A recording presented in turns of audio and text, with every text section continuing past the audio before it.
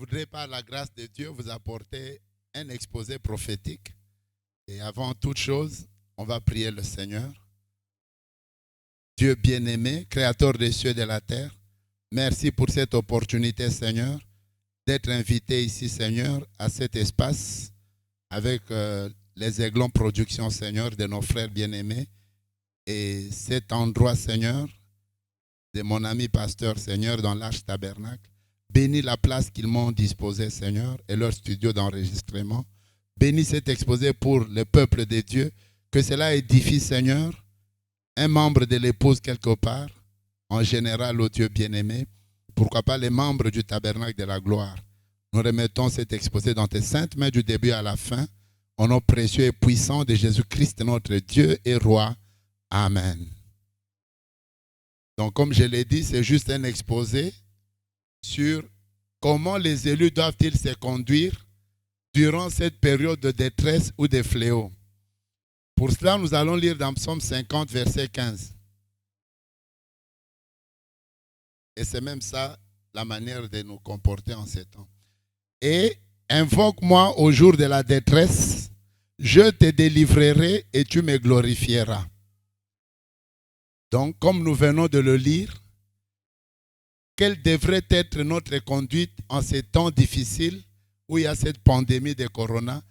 J'ai eu cette inspiration que je pense partager avec vous en espérant que cela peut aider un membre de l'épouse quelque part. Ça peut nous prendre 1 heure maximum, veuillez me supporter. Les références, je ne saurais pas tout lire pour économiser le temps, je vais vous les dicter de temps en temps. En introduction, aucun malheur ne peut nous arriver sur la terre sans que l'Éternel n'en soit l'auteur. C'est Amos chapitre 3, verset 6. Sonne-t-on de la trompette dans une ville sans que le peuple soit dans l'épouvante? Arrive-t-il un malheur dans une ville sans que l'Éternel en soit l'auteur? Donc, selon Amos 3, tout fléau, tout malheur, toute grande plaie, toute souffrance atroce, un cataclysme, est permis par Dieu. Dieu n'est pas l'auteur de frustration, dit le prophète dans l'exposé, mais il permet que ces épreuves arrivent, il permet que ces malheurs arrivent, il permet que ces jugements arrivent. Nous voulons différencier pour commencer l'épreuve du jugement et des attaques sataniques. L'épreuve, c'est quand un croyant n'a pas failli, il n'a pas péché, mais Dieu le fait passer par une souffrance. C'est le cas de Job. Et la Bible parle des épreuves dans Jacques 1, 2 à 3. Je lis la Bible. Mes frères, regardez comme un sujet de joie complète les diverses épreuves auxquelles vous pouvez être exposés, sachant que l'épreuve de votre foi produira la patience. On peut lire encore, là où la Bible parle d'épreuves, dans 1 Pierre 1, verset 6 à 7. C'est là qui fait votre joie, quoique maintenant, puisqu'il le faut, vous soyez attristés pour un peu de temps par diverses épreuves, afin que l'épreuve de votre foi, plus précieuse que l'or périssable, ait pour résultat la louange, la gloire et l'honneur lorsque Jésus-Christ apparaîtra. L'épreuve, c'est Dieu qui teste votre foi, c'est comme un examen à l'école. Ce n'est pas une punition, c'est un test, une souffrance, mais pour vous perfectionner. On va lire cela dans la Bible, là où Dieu dit que les épreuves, c'est pour nous perfectionner. L'épreuve de votre foi vous perfectionnera. C'est donc comme on a lu 1 Pierre 1, 6 à 7 et Jacques 1, 2 à 3. Nous lisons aussi dans 1 Corinthiens 10, 13. Aucune tentation ne nous est survenue qui n'ait été humaine. Et Dieu est fidèle. Il ne permettra pas que vous soyez tentés. Pensez à cette période que nous traversons de détresse. Dieu ne permettra pas, c'est la parole de Dieu, que vous soyez tentés au-delà de vos forces. Mais avec la tentation, Dieu préparera aussi les moyens d'en sortir. Et c'est ça ma pensée, c'est ça mon inspiration. Si le peuple de Dieu, nous pouvons nous mettre à invoquer l'Éternel pendant cette détresse pour trouver le moyen de nous en faire sortir. Nous n'avons pas ce pouvoir de chasser les fléaux des mouches, des eaux en sang, de peste. Mais nous pouvons demander à Dieu de nous donner la force d'y échapper, être protégés et de nous en faire sortir. Vous verrez que la Bible parle des temps qui peuvent être abrégés. Dieu dit, la détresse sera tellement grande que si ces temps-là de détresse n'étaient pas abrégés, personne ne va s'en sortir. Et l'abréviation de ces temps de fléau et de détresse dépend de notre position, de notre conduite pendant ces temps-là de détresse. Alors, je voudrais vous rassurer que pour l'épouse, même le corona ne peut pas être au-delà de nos forces. Nous allons souffrir, mais il y a un moment où Dieu doit entrer en scène. Lui-même dit qu'il ne peut pas laisser que nous soyons éprouvés au-delà de nos forces. Le deuxième aspect d'une détresse, c'est un jugement divin. Ce n'est pas l'épreuve. Le jugement devient une punition. Là, c'est quand le croyant ou l'incroyant a failli, il a péché, il a énervé Dieu. La Bible dit que Dieu est courroucé. C'est le cas de Sodome et Gomorrhe. Là, ce n'est pas une épreuve. Là, c'est un jugement divin, une punition, parce que Sodome et Gomorrhe avaient péché. C'est le cas du monde antidiluvien. Ce n'était pas une épreuve, c'était un jugement divin. Ça, c'est un deuxième aspect. Épreuve, détresse. Détresse, mais comme un jugement qui vient sur le monde. Et la troisième détresse peut provenir d'une attaque satanique. C'est le cas de la destruction de Jérusalem par Nebuchadnezzar. C'est le cas de l'invasion de Jérusalem par Titus. C'est le cas de la tempête qui voulait renverser Jésus dans la barque, ou la tempête qui voulait inonder Paul. Là, il s'agit des attaques sataniques.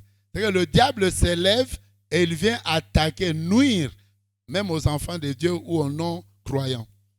Donc les attaques du diable, Frère Branham dit, il y eut 200 000 démons de la mer qui étaient soulevés, agités, déchaînés contre Jésus-Christ. Donc là, c'est une détresse, une inondation, une tempête diabolique, vous voyez cela, destinée à terrasser un enfant de Dieu. Voilà les trois formes de détresse. Maintenant, j'entre dans mon premier postulat. Quelle que soit la détresse, que ce soit une épreuve, première forme de détresse, que ce soit un jugement divin ou une attaque, c'est toujours Dieu qui permet cela. Amos 3. Il n'y a pas de malheur sans que Dieu permette. Tout malheur, épreuve ou jugement ou attaque, Dieu a permis cela. Pourquoi? Parce qu'il est le maître des temps et des circonstances. Job avait dit Dieu a donné, Dieu a repris. Ça veut dire qu'il reconnaît que ma détresse ici, la perte de presque tous mes enfants, c'est Dieu qui a permis. Bien que Dieu a utilisé Satan, mais la permission de ces malheurs sur Job, c'était Dieu. Dieu incline les cœurs des rois dans la direction qu'il veut. C'est ça que la Bible dit. Tous les rois là, c'est Dieu qui est capable d'incliner leur cœur dans la direction qu'il veut. La Bible ajoute que Dieu, le ciel et la terre sont dans ses mains. Tous les esprits sont soumis à Dieu. Rapidement, je vais appuyer ce postulat par quelques types pour démontrer que tout malheur, Dieu a permis cela, y compris le malheur actuel de la détresse de Covid-19. Je suis dans le postulat d'un malheur qui vient, qui dérange et les enfants de Dieu et les non-croyants permis par Dieu. Qu'est-ce qu'on va faire? C'est cela mon exposé prophétique. Prenons la première personne qui va nous montrer que Dieu a permis un malheur. C'est Nabuchodonosor. La Bible l'appelle serviteur de Dieu. C'est dans Jérémie 25, verset 9. Je voudrais lire la Bible dans Jérémie 25, verset 9. J'enverrai chercher tous les peuples du septentrion, dit l'Éternel, et j'enverrai auprès de Nebuchadnezzar, roi de Babylone, mon serviteur. Je le ferai venir contre ce pays et contre ses habitants. Donc Nebuchadnezzar, roi païen, serviteur de Dieu. Et vous verrez qu'à la fin, même la Chine, les États-Unis, c'est Dieu qui a toutes ces puissances dans sa main. Aucun malheur ne peut arriver si Dieu ne le permet. Y compris l'invasion de Nabuchodonosor, c'est Dieu qui a permis. Il appelle même Nabuchodonosor son serviteur. Jérémie 27, 5 à 7. La deuxième référence qui nous montre que Dieu permet tous ces malheurs dans un but. Nous allons dans Jérémie 27, 5 à 7. C'est moi qui ai fait la terre, dit l'Éternel. Les hommes et les animaux sur la terre sont par ma grande puissance et par mon bras étendu. Je donne la terre à qui cela me plaît. Jérémie 27, 5 à 7. Maintenant, je livre tous les pays entre les mains de Nabuchodonosor, roi de Babylone, mon serviteur. 27, verset 7. Toutes les nations seront soumises à Nabuchodonosor et à son fils et au fils de son fils jusqu'à ce que le temps de son pays arrive.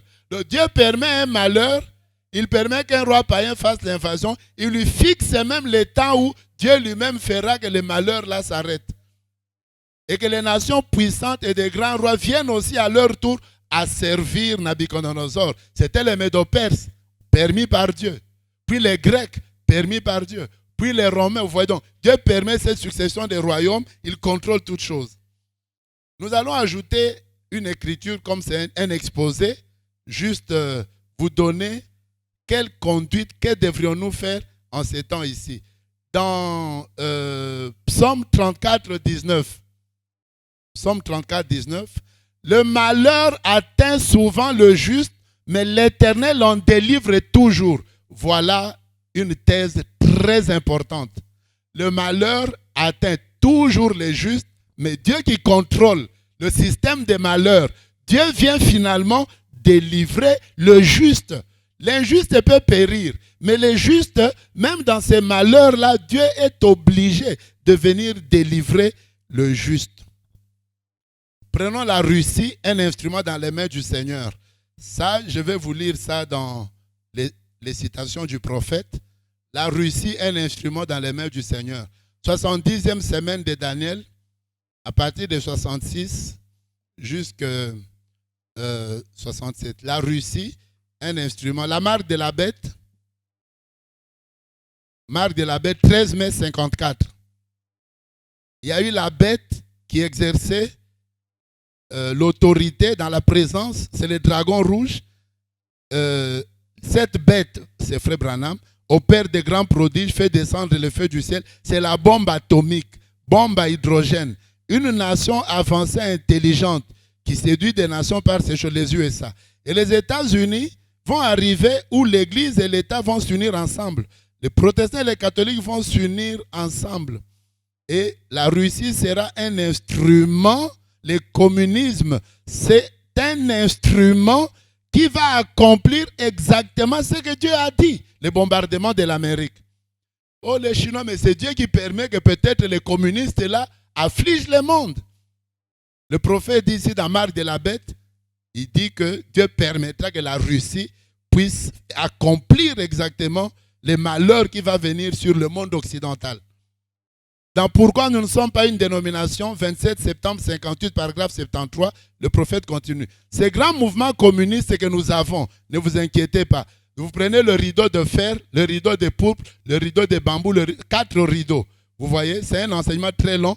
Et dans ces 4 rideaux-là, le rideau de péché, c'est Hollywood, Los Angeles qui sera effondré. Vous avez le rideau de fer, vous avez le rideau de pourpre, Rome. Vous voyez, la fausse doctrine.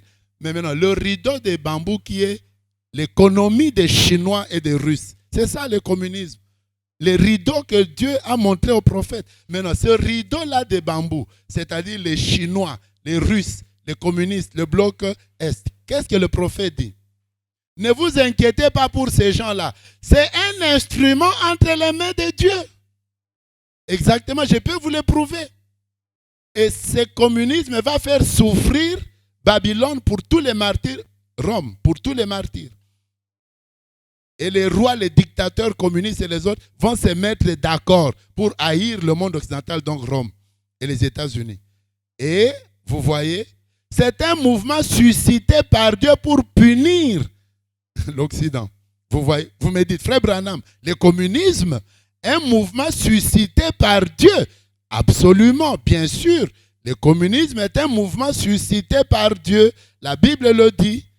Et il est entré en action pour prononcer un jugement contre les impies et les scandaleusement illégitimes.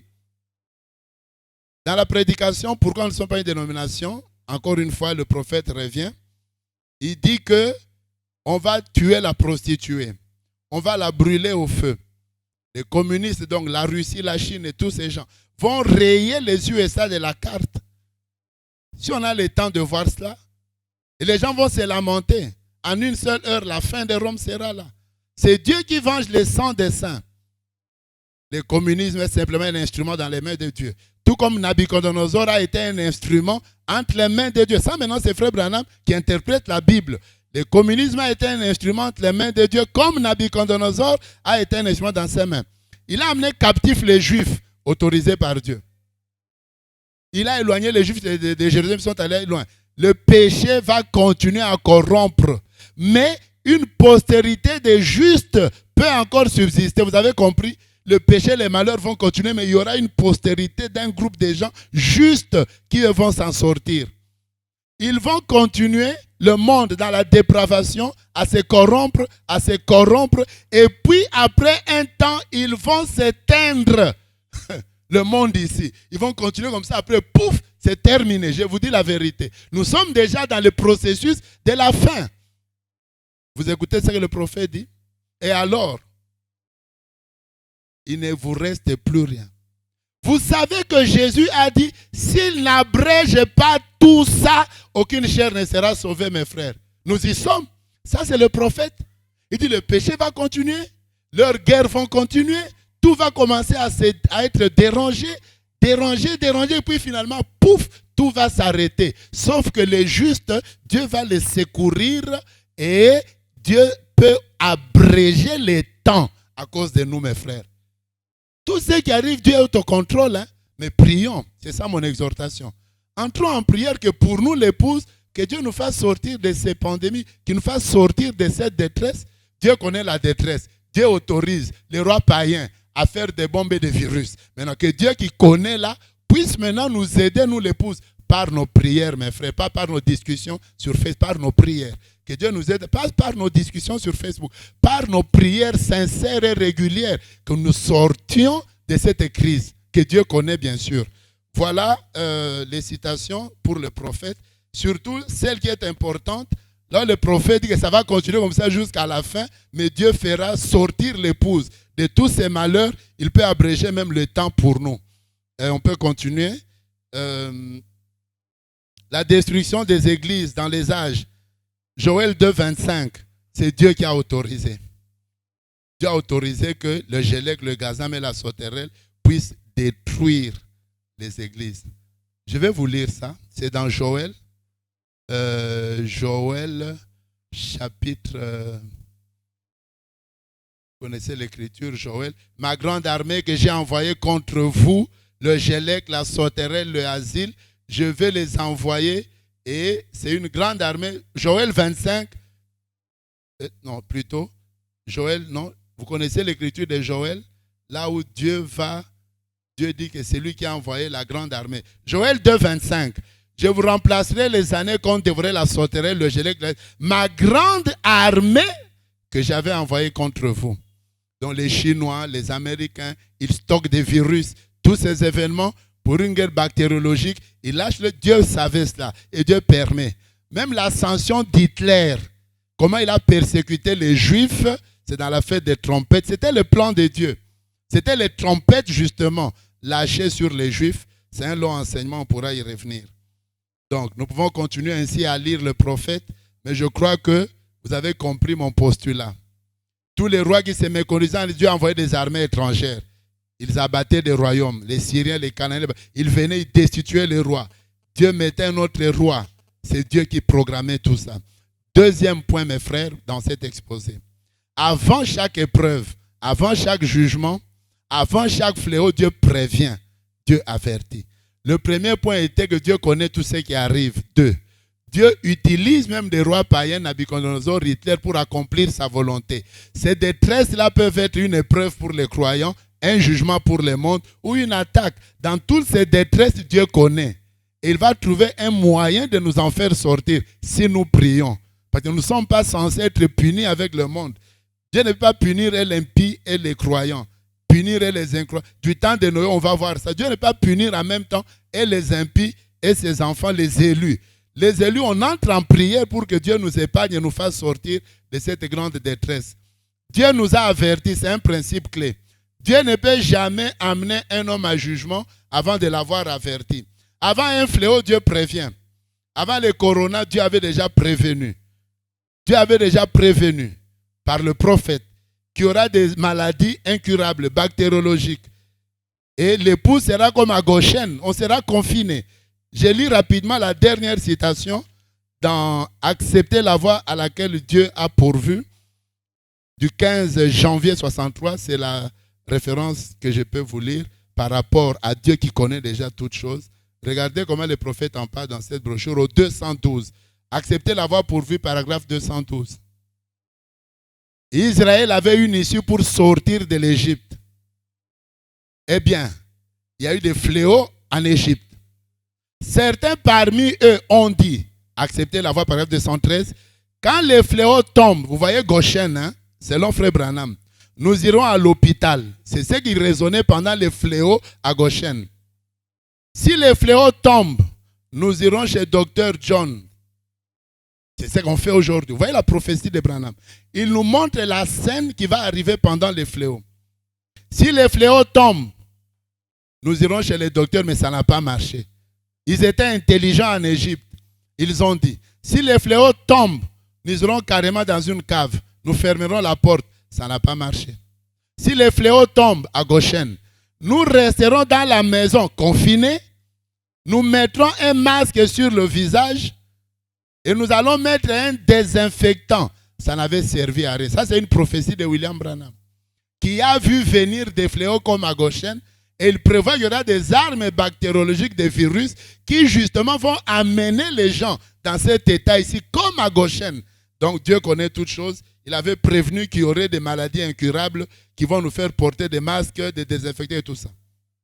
Nous-mêmes ici, mes chers frères, humblement, le 4 janvier 2020, Dieu nous a aussi avertis que cette année 2020 sera très difficile. Il y aura des fléaux, des plaies, des morts, des sacrifices, une grande crise économique, des tensions sociopolitiques. C'est Dieu qui nous a avertis de cela. Il y a une vidéo d'ailleurs que les Aiglons ont réalisée, c'est sur notre site de Tabernacle de la Gloire. Dans les 10 vierges, le prophète dit, Jésus a averti Israël pour Titus. Quand vous verrez l'abomination de la désolation, attention, faites attention. Priez pour que la fuite n'arrive pas en hiver. C'est un avertissement, une prophétie. Dieu prévient qu'il y aura une détresse. C'est Marc 13, 14 à 20, vous pouvez lire cela. Du temps de Noé, Dieu a prévenu la détresse. Noé, fais-toi une arche, bientôt je vais détruire le monde. C'est Hébreux 11, 7. Je crois le réalisateur vous mettra ça. Hébreux 11, 7. Dieu a prévenu Noé. Avant Sodome et Gomorrhe, Dieu a prévenu Abraham. Cacherai-je à Abraham qu'il y a une détresse, une destruction, un jugement sur Sodome et Gomorrhe? Genèse 18, 20 à 23. Et les anges ont prévenu même Lot, le demi-frère, le demi-croyant. Ils l'ont prévenu parce qu'il était quand même avec Abraham au début, bien qu'il n'avait pas une bonne foi. Mais Dieu l'a quand même aussi secouru en le prévenant que bientôt c'est la destruction. Dieu prévient toujours. Dieu a prévenu Paul dans la barge, acte 27, 10. Attention, votre navire, il y aura des tempêtes. Les gens, la cargaison va être cassée. Acte 27, 10. Avant Ninive, Dieu avait averti, n'est-ce pas? Avant Ninive, Dieu avait averti.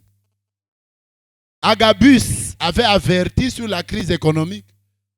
Et nous aussi, Dieu nous a averti qu'il y aura une crise économique en janvier. Donc nous sommes avertis qu'il y aura une détresse. Dieu nous l'a montré dans des visions qu'il y aura une détresse, une grande crise économique. Acte 11, 28. Agabus, du temps de Claude, avait prophétisé qu'il y aurait une détresse. Et cela s'est accompli. C'est écrit dans Acte 11, 28. Avant les 3 ans et demi de sécheresse en Israël, Élie était prévenu. Il a trouvé un lieu de refuge et un lieu où il pouvait être nourri. C'est dans il prend soin de vous. Il prend soin de vous. Dieu dit que quand il y a une détresse, même la famine, il va pourvoir un moyen pour les enfants de Dieu. Dans il prend soin de vous.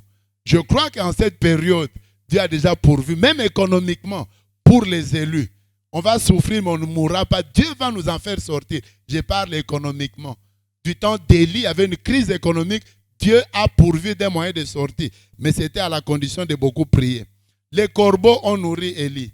La veuve a nourri Élie. Et nous arrivons au moment où il n'y aura même plus moyen de vendre ou d'acheter. À ce moment, il faut la puissance du troisième poule. Pour que tu arrives à manger, tu dois avoir cette autorité spirituelle de la parole pour parler et puis Dieu fait quelque chose pour toi. On est en train d'aller vers ça. Là, on ne saura pas acheter ni vendre. Il faut la puissance du troisième poule. Pourquoi? Dieu connaît, Dieu avertit. Quand la détresse arrive, Dieu donne un moyen de s'en sortir. J'en arrive maintenant à ma conclusion. Vous voyez, nous sommes en train de faire juste un exposé. J'en arrive à ma conclusion. Quoi faire alors, pasteur Clément? Comment devons-nous nous comporter? Deux choses. Entrer dans la zone de refuge, Christ, et rester en prière. Invoquez-moi du sein de la détresse. C'est la solution que je vous ai amenée ce soir. Entrons en prière, mes frères. Invoquez-moi du sein de la détresse. Moi, je viendrai secourir les élus. Parce que je connaissais déjà que la détresse va arriver. Du temps de Noé, Dieu savait qu'il y aurait un déluge. Dieu a permis le déluge. Il y a eu conjonction des essais nucléaires du temps de Noé. Perturbation des couches d'ozone, j'ai les citations, je pourrais donner ça au réalisateur. Réchauffement climatique du temps de Noé. Un ange est venu, pouf, il a incliné l'axe de la terre et la pluie est tombée. C'est ça que nous vivons aujourd'hui. Comme du temps de Noé. Essais nucléaires. Essais bactériologiques. Réchauffement climatique. Mais c'est ce qui était arrivé du temps de Noé. C'est ça qui avait fait qu'il y a eu les glaciations qui se sont réchauffées directement. Il y a eu le déluge avec l'ange absinthe que Dieu avait envoyé. Qu'est-ce que Dieu a fait? Il a prévenu. Vous voyez mon postulat. Dieu connaît, Dieu permet. Amen. Et puis vous voyez maintenant que Dieu prévient Noé. Et Noé entre dans l'arche. C'est Christ aujourd'hui. Entrez en Christ. Restez sous l'onction du Saint-Esprit. Et restons en prière. Je crois qu'avec ça, Dieu va nous en faire sortir. Du temps de la famine d'Élie. La veuve de Sarepta a prié toute la nuit. C'est dans Soyez certains, je crois.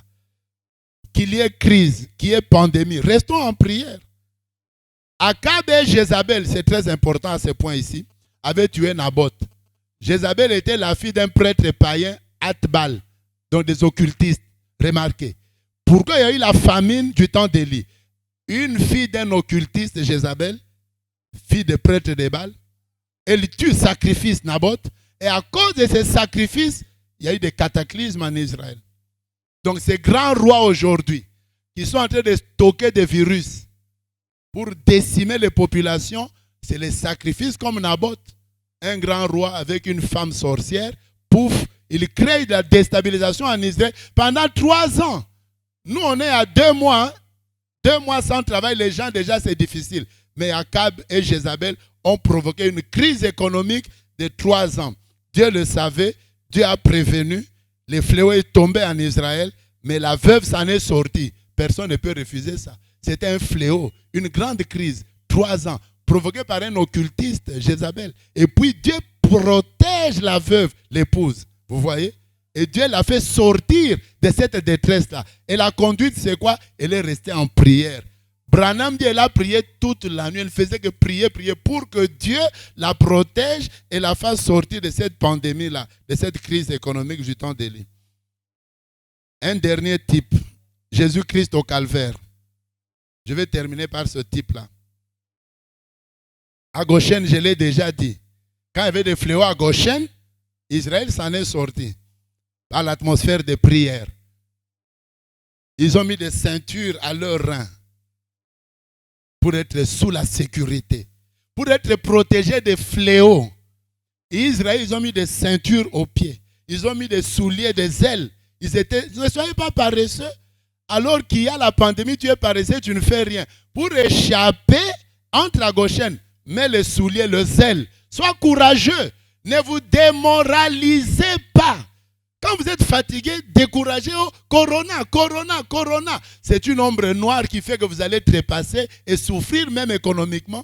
Mettez les souliers. Nous sommes à Goshen. Soyez courageux. Dites, Dieu va m'en faire sortir. Deuxièmement, la ceinture. Ceindre les reins, c'est la concentration sur la vérité. Donc tu te concentres, tu te consacres. La Bible dit, vous devez mettre la ceinture dans vos reins de votre entendement. C'est-à-dire que vous concentrez votre entendement sur la parole. Voilà comment ils s'en sont sortis. Restons en prière. Soyons consacrés cette période. Vous voyez mon exposé? Que faire pour sortir de ces détresses? Mais mettez les souliers, mettez la ceinture à gauchaine. Restons en prière. Dieu nous gardera, je suis convaincu de cela. Même économiquement, même sanitairement. Mais il ne faut pas être distrait, tu es découragé, puis Dieu va te garder comment? Voilà, ça c'est gauchaine. Christ au calvaire, mon dernier point. Jésus-Christ est mort au calvaire. Il a prié à Gethsemane. Seigneur, si tu peux m'en faire sortir. Toi, tu ne pries même pas. Même Jésus a prié à Gethsemane. Seigneur, cette coupe, ces fléaux, cette détresse, cette épreuve, est-ce que tu ne peux pas m'en faire sortir? Et à la croix, il a levé les mains. Voilà là où je termine. Comme un jour V. À la croix, il a levé la main. Vous voyez le signe de la prière, non? Jour V. Toi, tu ne pries même pas. Pasteur Clément, qu'est-ce qu'on va faire? Entrez dans une prière régulière. Invoquez Dieu dans la détresse. Il va vous protéger. Il va pourvoir à vos besoins. Et Dieu peut abréger cette pandémie si l'épouse lève les mains, comme Jésus-Christ à la croix. Remarquez, les ténèbres sont tombées. Il y a eu des tremblements de terre. La rédemption vient dans les épreuves.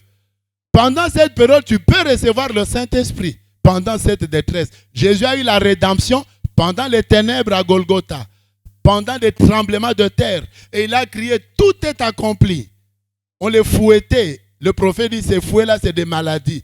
Par ces meurtrissures, nous sommes guéris. Donc quand on les fouettait là, c'était des maladies qu'il a portées à la croix pour toi et moi, mon frère. Les coronas là, Jésus l'a porté à la croix. Quand on les fouettait là, par ces meurtrissures, par les maladies qu'on lui infligeait, toi tu es guéri du corona, Dieu va te protéger. Mais lève les mains. Lève les mains comme Jésus-Christ. Alléluia. Sois en prière pendant la détresse. Dieu qui nous avait avertis, il ne peut pas nous avertir et puis il nous laisse comme ça, non. Quand Dieu nous avertit, il va trouver un moyen d'échappement. Moïse avait levé les mains contre les Amalécites. Et Aaron et Hur les soutenaient. Jour V, jour de victoire, alors que je suis à la fin. Jour V, jour de victoire. Comme à la croix. Moïse aussi avait levé les mains, mes frères. Dans le combat contre Amalécites. Alléluia. Et qui sont les Amalécites? Ils étaient associés aux Moabites, les enfants institués de l'autre, aux Ammonites, les enfants d'Ésaü. Donc vous avez les Moabites, les Amalécites, vous avez les Madianites, c'était des enfants associés, des institués, voilà les païens qui nous font souffrir avec des maladies bactériologiques. Les Amalécites, les Madianites, les Moabites, enfants incestueux, les enfants d'Ésaü. Leur travail c'était de combattre Israël. Et Moïse a levé les mains. Seigneur, donne-moi la victoire contre les Amalécites. Donne-moi la victoire contre ces enfants illégitimes. Voilà ce que nous devons faire. Et Moïse, en levant la main, il a eu la victoire. Attention, ne soyez pas couronné par les soucis, les découragements. Branham, dans les temps, ici, que la couronne du diable, c'est les soucis. Les découragements. Là, tu es couronné par le diable. Ne soyez pas couronné par les épines des maladies et des pandémies dans les âges. Levez vos mains. Réclamons un jour de victoire sur les virus, sur les sacrifices des occultistes, sur les plaies, les fléaux et les souffrances. On peut réclamer la victoire. C'est possible, mes frères. C'est possible de réclamer la victoire. C'est possible de réclamer la victoire. Que Dieu abrège cette crise et qu'il nous donne la victoire. Que nous puissions nous en sortir avec les mains levées. Dieu va nous en faire sortir, je vous le dis. Mais il faut prier. Il faut rester en prière. Vous voyez, mes frères, je sens que maintenant l'épouse doit entrer en prière. Que Dieu abrège cette crise. Nous, on ne va pas l'enlever, mais que Dieu nous en fasse sortir, qu'il nous protège. Voilà, j'ai terminé. Retenez que, invoquez-moi du sein de la détresse, je vous exaucerai. Invoquons Dieu, c'est l'heure. Retenons qu'un malheur n'arrive jamais sans que Dieu ne le sache. Retenons que Jésus-Christ, Melchisédek, est le roi des rois. Il est au-dessus des puissances, au-dessus des trônes. Il est au-dessus des Nabucodonosor, au-dessus des Chinois, des Américains. Il est au-dessus de toutes choses. C'est lui qui pilote tout ça, je le crois. C'est lui qui dirige tout ce qui arrive ici. Il ne peut pas nous abandonner. Serrons la ceinture, c'est-à-dire restons consacrés à Goshen. Restons en prière à Goshen. Dieu va nous en faire sortir.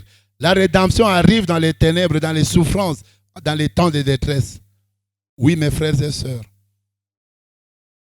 Voilà, cette détresse va passer si nous mettons en prière pour que Dieu nous en fasse sortir, qu'il nous protège et que nous puissions échapper de cela. Amen.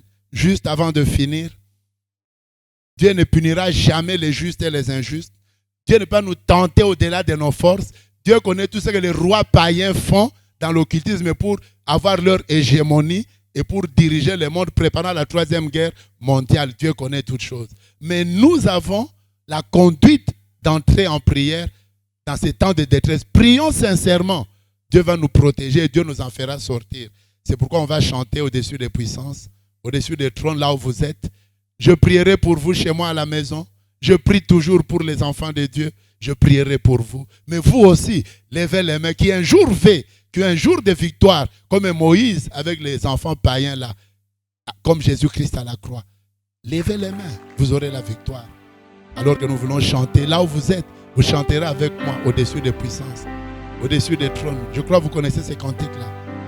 Au-dessus des puissances, au-dessus des trônes, au-dessus de toutes choses, au-dessus de la nature, avec nos yeux fermés. Que Dieu vous soutienne dans vos prières. Que Dieu abrège cette détresse, parce qu'il la connaissait. Alléluia. Alléluia. Juste avec nos mains levées comme à la croix, la rédemption viendra. C'est fier. Alléluia. Alléluia. Alléluia. Entrons en prière. Entrons en prière. Là où vous êtes dans votre maison, priez régulièrement. Dieu nous en fera sortir. Comme à Goshen, comme à Mamré, comme à la croix. Alléluia. Que Dieu vous bénisse. Que Dieu vous bénisse. Les trésors de la terre, rien ne peut mesurer ta valeur. Rien ne peut mesurer ta valeur. Crucifié, seul abandonné, tu as souffert, méprisé, rejeté, tel une rose foulée sous nos pieds. Tu m'as sauvé, tu m'as par-dessus tout, Seigneur, par-dessus tout, au-dessus des puissances, au-dessus des rois. Chantez avec moi. Au-dessus des puissances, au-dessus des rois, au-dessus de la nature et de la création. Confesse-le.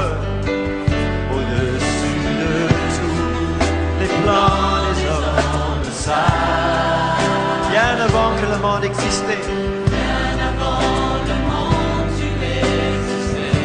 Au-dessus des royaumes, au-dessus des royaumes, au-dessus des trônes, au-dessus des merveilles que ce monde a connues, par-dessus tous les trésors de la terre.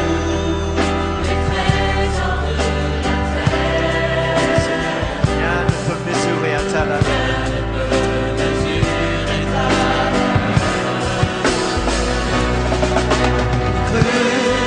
Crucifié, seul abandonné, tu as souffert, méprisé, rejeté, tel une rose foulée sous nos pieds.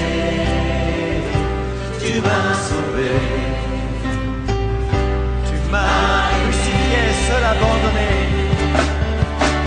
Crucifié, seul abandonné, tu as souffert, brisé, rejeté, tel une rose foulée sous nos pieds. Tu m'as sauvé, par-dessus tout, par-dessus tout.